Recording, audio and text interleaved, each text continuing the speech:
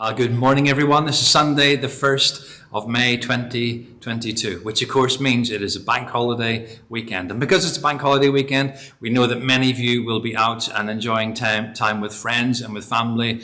You might even get a barbecue in. Hopefully the weather will hold off. But we want to do things a little bit differently today. So for the guys who will be in church and enjoying the service, they will have a bacon buddy, they will have tea and coffee, and we will be able to pray and spend some time with them. For you guys who are watching online on Facebook and on YouTube, whether you're catching up at any time, we hope this is a short service, 30 minutes. We hope that you can just find a little quiet space within the day, within the weekend, within the week, and just listen to the service, and hopefully you will be blessed. So enjoy your weekend, guys. In the meantime, enjoy the service, and hopefully we shall see you all next week. God bless you. To receive power and wealth, wisdom and strength, and honor and glory and praise. To receive power and wealth, wisdom and strength, and honor and glory and praise. Worthy is the Lamb. Worthy is the Lamb.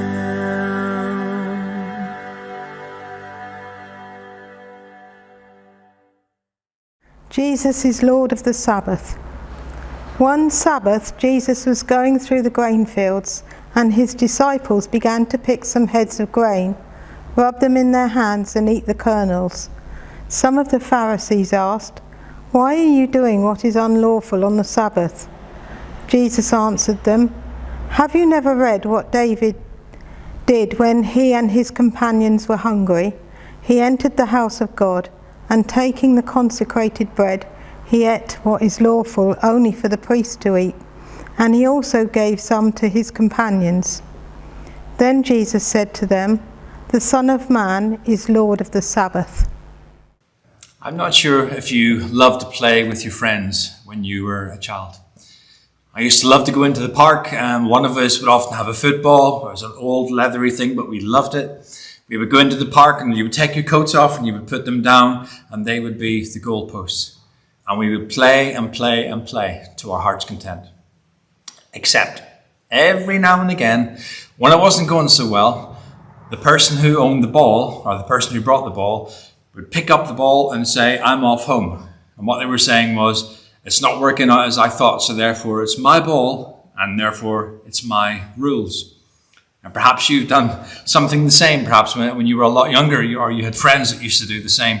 They would play with something, and when it wasn't going so good, they would look at you and say, "I'm going home now, and I'm taking all my toys with me." Do you know what? Actually, in life, we have some very, very strange rules even that exist here in this country. For example, did you know that it was illegal for an MP to wear a suit of armour in Parliament? Or what about this one? Did you know it's actually illegal to be found drunk in a pub? Which might explain why we find them all out on the streets. It's also illegal to place a stamp upside down on a letter. It's tantamount to treason. It's illegal to jump the queue at a London tube station. Now, many of you have ever been there and thought, how come they've just walked ahead of everyone else? And in 1986, they may be all old rules, but in 1986, there was a new rule that came out that says this: it is illegal to handle a salmon fish while looking suspicious. So it's not just the old rules that seem to be the quirky ones. Now, in Jesus' time, Sabbath, or as they celebrated on Saturday, was a very, very big deal. It was a huge, huge deal for Jewish people, and still is today. It was, after all, the day of rest. It was the observance of the fourth commandment, where God actually commands us to take that day of rest. And for the Jewish nation, you followed it very, very seriously. In fact, it seemed that your whole life revolved around observing the Sabbath.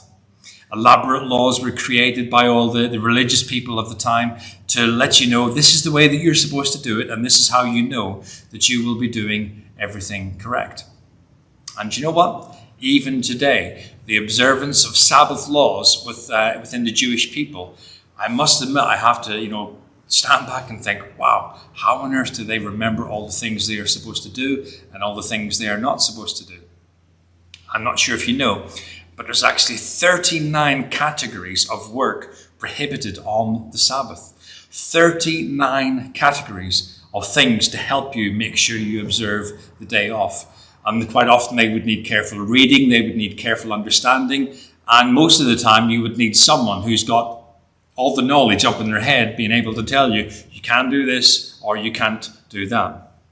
But did you know, for example, those work laws that you're not allowed to do on the Sabbath, they include carrying, they include burning, they include writing, they include erasing, they include tearing, and they include building. 39 definitions, lots of them, and each definition, each category has its own subcategories. It just seems to go on and on and on. For example, it's okay to carry something at home in private, but it's not okay to carry something in public. And even today, you will find some Jewish families, they will turn the lights on before Sabbath so that they don't upset the rules of disobeying the Sabbath laws instead of flicking the switch on that day off. So here we are, Luke chapter 6. Enter Jesus with his disciples. They got a bit of a following by this point. Everyone tends to look up what he's up to and see what he's up to. But he's on another collision course. He is. He's on a collision course. He's walking through a field, but he's on a collision course with the religious people of the day again. And you will actually see that this becomes more and more common in Jesus' ministry. Every now and again, there's going to have a clash, and it's going to clash again and again and again, and it's usually with the religious people. But in this story, Jesus and his disciples are walking through a field, and his disciples take a piece of wheat. They take the wheat, they put it in their hands, they rub it together, and they eat the grain. But according to the laws, this was considered threshing, and it was an absolute no-no. It went against all the laws that were drawn up to help people observe the fourth commandment. And as I said, Jesus and his disciples had quite a following. There are always people looking out for Jesus and looking out for his disciples, trying to trip him up. And you've got to remember, if you trip up the disciples, therefore you trip up the master. So tripping up, proving the disciples wrong was in effect proving Jesus wrong. Guys, we have plenty of people around us today who are happy to pounce on us whenever something happens, whenever someone slips or whenever someone falls. You see, on this occasion, if it was any other day of the week, this confrontation would not have happened. If it was Friday, Thursday, Wednesday, Tuesday, any other day of the week, it would not have happened. It was all to do with this Sabbath, this day of rest. You see, people are watching. They're watching Jesus. And all of a sudden they're saying, he's just broken the Sabbath laws. Or actually, his disciples have just broken the Sabbath laws. You see, picking the grain of wheat wasn't the problem, because most of the disciples were fishermen, and actually they weren't therefore doing their category of work on the Sabbath. But what was classed as work was when they took it, they put it in their hands, and they rubbed it together to get rid of the chaff in order so they could eat the grain. They were technically harvesting. And you see, in this occasion, well, they probably weren't breaking any laws that God had given, but what they were doing is they were breaking the religious laws of the day. And to make it worse, they were out to catch Jesus. Already, early in the ministry, they were out to catch Jesus. Jesus was not in their good books at any point. Remember, at this point, he had spoken to the wrong people. He had done the wrong kind of healing on the wrong kind of day. And now, all of a sudden, he seems to be breaking God's commandment. Well, in their eyes, he was anyway. But in effect, it was actually one of their commandments. So we got Jesus. He's got a bit of a reputation by now. And he's not very religious. His disciples, yes, they were following him. And they'd done what again seems to be breaking a religious law. But bear in mind, they were not breaking God's law. So here is a confrontation between a religious system and God himself. You see, here was a religious system that was set up in the day that was quite extravagant, that was huge. Everyone knew what they were doing. Everything was incredible. But Jesus, even God himself, couldn't get into the religious system of the day. You see, the religious systems are supposed to help and enable people to come to God. Except it wasn't. Even God himself, even Jesus himself, couldn't get on with the religious system of the day. He just wasn't ticking all the right boxes. And remember, those boxes were his boxes. Now I wonder for you, I wonder for all of us, have you ever had that experience, even within church, of not fitting in? You don't seem to tick all the right boxes. There seems to be always someone pointing or always someone saying you can't do this or you can't do this. It's usually you can't do something. But even we have a system today, but the system of that day, the system in which Jesus walks into, was keeping people away from God. Now I wonder, can that be said of us today? Have we got anything about today's church that we would, from God's point of view, from Jesus' point of view, would end up with the same result? We are keeping people away from God. What rules and what regulations have we actually got that keep people away from God? Now, don't get me wrong. Jesus is not actually saying here, he's not an advocate of saying, do you know what? Just do what you want. Break all the rules. Just do what you want. Absolutely not a chance. That is not what he was saying. You see, the problem was the religious system of the time was helping people to get further and further away from God. And the fact is that Jesus came to be with us. It was the Father's plan to send his Son in order that we engage back again with him. So he's not saying, Stephen, do what you want. What he's saying is, here is my example. Here is my example. How about following what I do?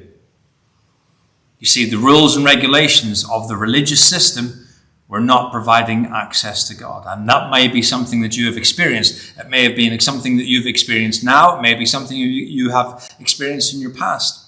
Where going to church seems to be hard work. There are so many things that you have to think you have to do. When we sit, when we stand, when we rise, when we talk, when we are silent. Don't do this on a Sunday. Don't do all of those things. You see, well, what about you and what about me? I even wonder sometimes, do I have a preset of ideas in my head that says something can be done that way or it cannot be done that way? If religious people have the rules, well, actually, do you know what? We also have our rules. I was listening on the radio yesterday when I was in the car, and they had the singer Bryan Adams came on a little advert. He was doing a radio program. And in this little advert, he says, I follow no man's rules. I follow my own rules. But where does that get us? You see, Jesus in the story gives us an example from old, where David and his men were fleeing from Saul. And they got to the temple, and there was bread, and they were hungry.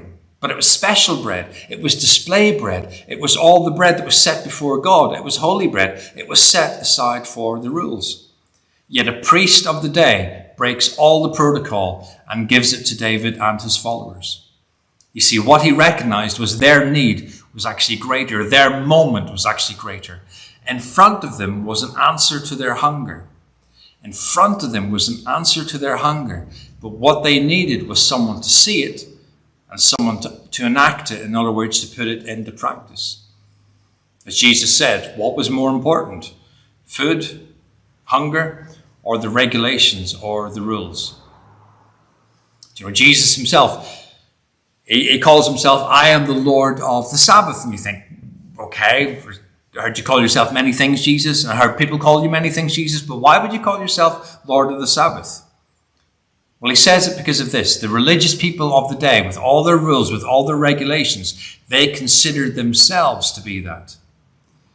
And all those categories of things that they said they couldn't do, Jesus recognized what the Sabbath was actually for. The Sabbath was made for man, not man for the Sabbath. So he's seen a lot of the rules as, well, they were probably done with good intention, but they were not necessary. The rules were right in those days, and there was no one questioning them. But Jesus actually comes on board and says, do you know what? I have an answer. And my answer is showing you that God is for you. He is not against you. He is not putting you in chains saying you must do this. He is giving us boundaries, but he's not chaining us down in the process. You see, Jesus came to bring reconciliation to God. whereas rules provide obstacles to get to God.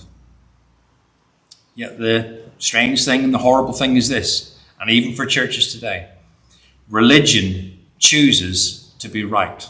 It calls itself right. It calls itself righteous. You see, religion has been offended for centuries. Even back in Jesus' day, they were protecting themselves. And in doing so, they ended up becoming proud, and they ended up becoming jealous of all the other things around them. They were trying to protect themselves from those very things, but ended up taking their form.